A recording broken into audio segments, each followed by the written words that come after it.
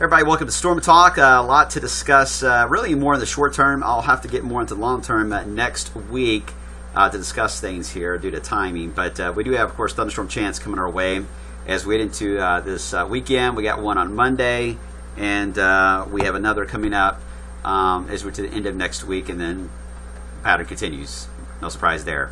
59 now, beginning to warm things up here. We have noticed some increasing clouds. You see that on the symbols here in our southern counties, but mainly a sunny sky for a lot of us, that filtered sunshine, if you will.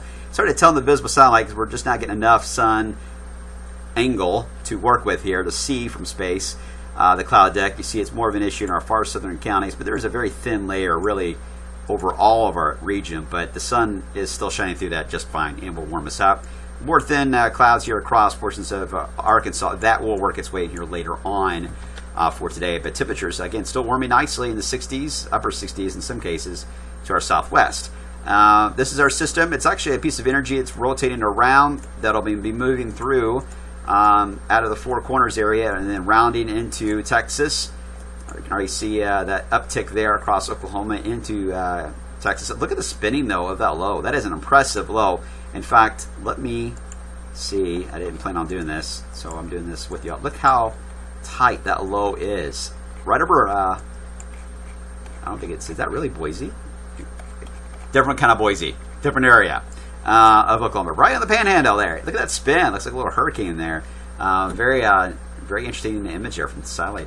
It's kind of cool. All right, so the severe potential today to our west with the energy rounding the base coming up through portions of the Ark-La-Tex area. And then as we get into tomorrow, this system is going to be fading out. And we get proof of that on our Futurecast here. This is tomorrow, by the way. So today we're fine, mid-70s. Tomorrow we'll start off warm. We will have some clouds around, but the high pressure to our east still looks so strong that it's really going to be tough to get any moisture east of 65. So the rain chance still looks small during the day along 65 and west, but by the time we get into the evening, all bets are off. We will then get the moisture overtake the area. Now, the model's been speeding up, trying to say it's going to be 7:30. I don't know if it's going to be that early, but I would say close to sunset through about 11 o'clock tomorrow night is when I think we'll see the bulk of the rain move through. And then we'll be on the backside of the low on Sunday. And as it curls up, there are signs we're going to get some dry air that's going to punch in across Kentucky. This means that Indiana through portions of the Bluegrass, East Kentucky will hold on to the rain longer Sunday than everybody else. But for the rest of the areas that dry air punches in from the southwest, we may even see the sky clear out again. And therefore, back into the 70s we go. So even though the system is moving through, it's not really going to get colder or cooler, really, even behind that. It's impressive. Looking at the severe parameters from the Schreff model, I know it's hard to read this. This just is general winds the next couple of days. This goes all the way out until Monday. But you see where these little peaks here, that means it's going to be gusty winds. These are not thunderstorms, just gusty winds with the warm air moving through the area. When you look at the thunderstorm potential and shear, 40 is the benchmark that I like to look at for severe weather.